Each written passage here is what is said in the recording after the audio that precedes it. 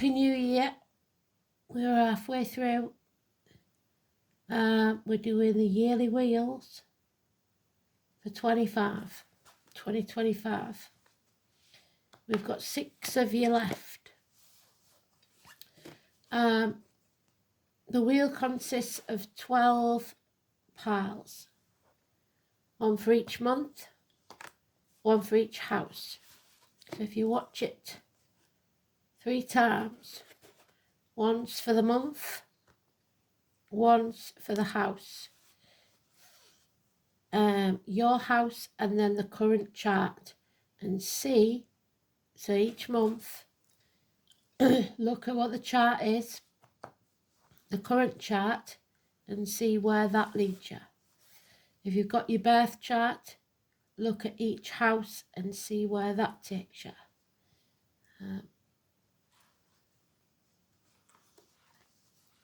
And monthlies if you don't know your chart. So we've got Pisces, which is fortunately the right way up, but we have to put him that way. So it doesn't mean a bad thing, because that's one of the cards where it's better if it's upside down. So Pisces, your go. We've got 8th house, Scorpio. The moon possibly in Scorpio or Cancer. So at any time in the year when the moon is in Cancer, that could be important, or Scorpio. We're going to pull some significant, some clarifiers, for the end.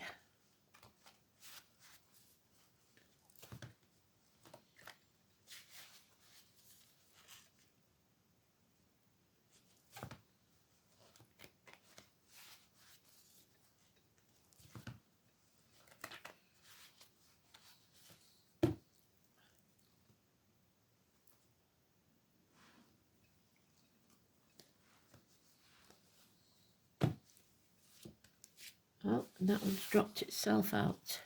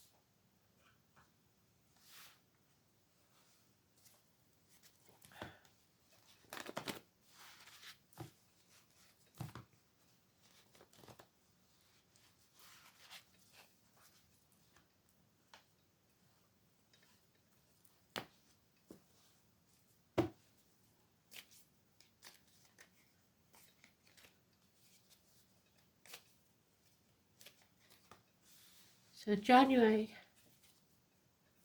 February, March, April, May, June, July, August, September, October, November, December.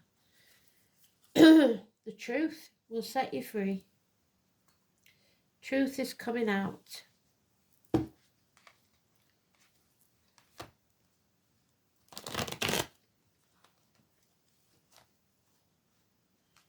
There's a lot of truths coming out in a lot of the reads.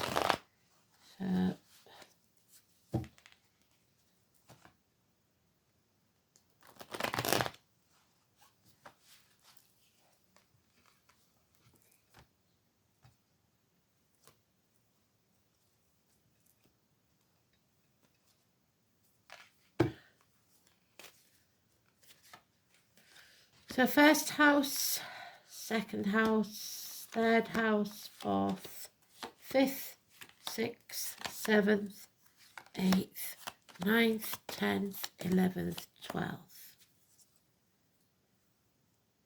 Yep, so no longer wasting your time. Once you find out the truth, you're done. Or it might be as soon as January, because something is being revealed. The lies, deceit and theft are found out. Somebody's been playing mind games, possibly criminal activity. Gemini energy, 1 and 28. Something is found out. Mental confusion. Hands, arms, shoulder issues. And then February, or your second house, you are open to accepting, and your enemies will be overcome. So as soon as you open to accept the truth, your enemies will be overcome. Somebody's been put at the gates of hell. 2 people by the look of it. Mothers, daughters. Somebody who kept quiet to protect others, possibly, has been sent to the gates of hell wrongly. So an injustice has taken place. Arguments with a woman, mothers, mother-in-laws, mothers of your children. Nothing can grow in barren land. Stagnation. Energy vampires. 2, 29, 3 and 30. Agriculture, the military. May the 31st, November the 11th. The poppies, the pomegranates. Hostages, somebody taken to the gates of hell, like I said. January, February, March. April, we have a new home, a celebration, a new foundation, possibly a wedding. Overthinking something, trapped in a mental prison. You've nothing to fear but fear itself. You're not seeing clearly because we've got the mole there. Analysis paralysis, overthinking it, home and family life. May, 5th house, a conception of a child, a birth, a new beginning. Your cup is full and a new home. Happiness returns. Again, improvements in home and family life. June, bliss. It can't get any better than this. Unconditional love. Cancer energy again, home and family life, or a male person who loves unconditionally. Absolute bliss. But when it gets that good, it takes effort to keep it there. Yeah. An ending, a betrayal, a passing. Enough is enough. When you're done, you're done. An end to pain, physical and emotional. Standing on your own 2 feet, being financially and emotionally independent. Free. 9 years. 7th house of Libra, or July. Speaking of Libra, 8th house of Scorpio, which we've got there, Scorpio and Libra. Somebody trying to avoid an ending, open enemies, legal matters, injustice, staying in your comfort zone. 11 and 13, Scorpio and Libra, negative energy. The colon, the prostate, one man's trash is another man's treasure. Someone profiting from someone else's loss. So Scorpio and Libra is negative, as is the 11 and 13. 9th house, or September, we have more lies, and more betrayal. Enough is enough. Done, dusted. So that may be 2 deaths or betrayals. 1 in July and 1 in September.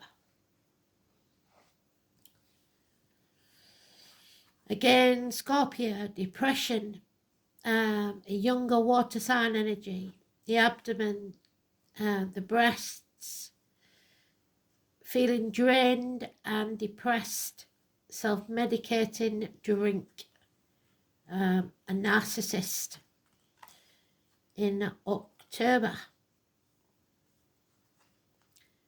No TLC there. So he is unconditional loving, but she is not, and they're a couple. November, there is another celebration, a 3 Norns, connection to May the 31st. Foxgloves digitalis, that's the fish. It's Leo in the star signs, but Spirit tend to use cards the way they see them, not how they're interpreted. The salmon always swims upstream. It will fight against the current to get back to where it came from. This salmon is swimming downstream. So your fish is going backwards, not forwards. A celebration. Not walking away.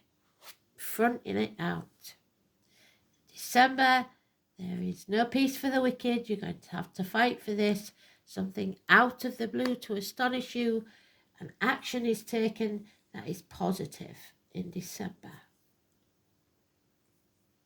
So we've got a lot of Scorpio energy. 8th house.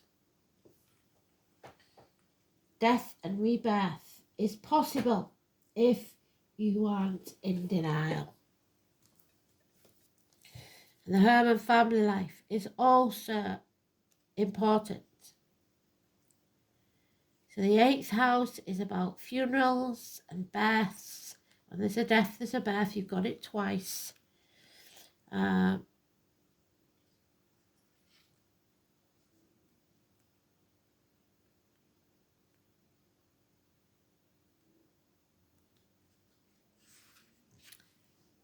So it's about the reproductive organs, funerals, parlours, cemeteries, shared resources, labour wards, ancestral property, interaction, shared resources, birth, death, rebirth, regeneration, sexual union, integration, self-sacrifice, expanded awareness, inheritance and other people's money, and also metaphysics, so the occult.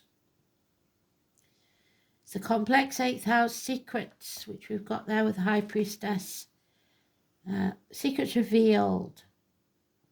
Moving beyond self-awareness to universal awareness. Pluto, death is met, the one great certainty of life and the most feared. And expanded states of consciousness are encountered. At the mundane level, the 8th house is shared resources and monetary gain of things inherited. The sign on the cusp describes how easily resources are shared and how altruistic someone can be.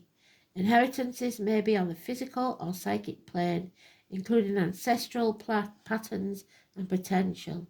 An elusive Pisces or Neptune in the 8th house may indicate an inheritance that slips through your fingers, or continuation of family patterns of addiction, which is possible. Capricorn or Saturn could suffer loss, inherent or substantial legacy, or a flair for business. The Cancer moon is what's hidden emotions, your shadow side.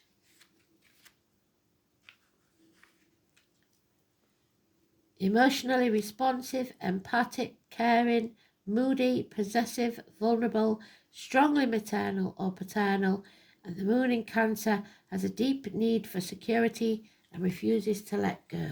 and you may refuse to let go.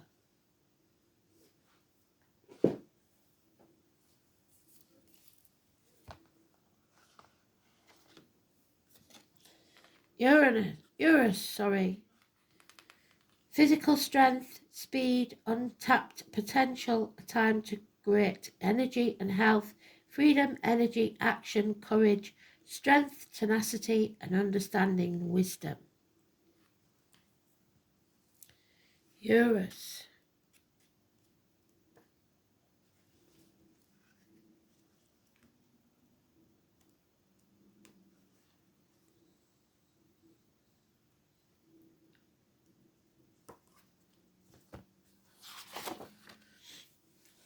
Powerful energies are at work when the rune Uranus appears in your require added vitality.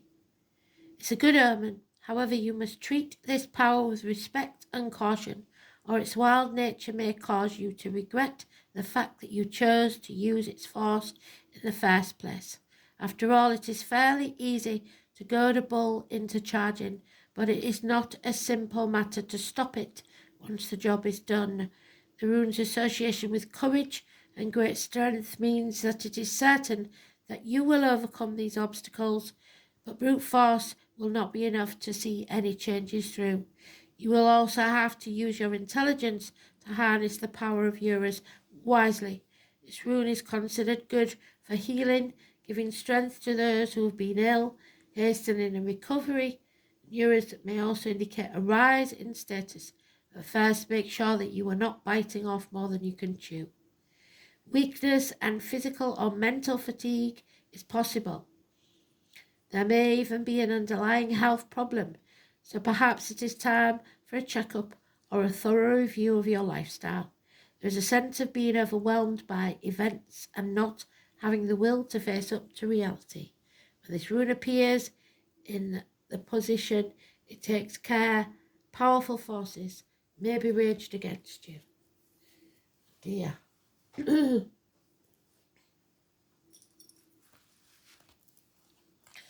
Yeah, the 23, it keeps coming up. So, there are two dragons or two wolves within you, the yin and the yang, the negative and the positive. The one you feed is the one that wins, so feed the positive. The dragon's duel takes place at the proverbial fork in the road. It's both ally and challenger at once, as it represents the tensions of opposites. Even though the truth is that we live in unity, we experience the duality of faith and doubt, love and fear, right and wrong, black and white. This aspect of your current experience asks you to accept that although you may be going in one direction, another may call you to change. Now is the time to inquire whether it's your ego or your soul that's been leading you. There are always choices in life. Decision making also solves inner conflict. If you're torn between two dragons, the one you choose to feed will be the one that wins. So which is it? If it's not the one that serves the highest of your intentions, deliberately feed the other, and the duel will be won in your favour. And number 28, which we've had already,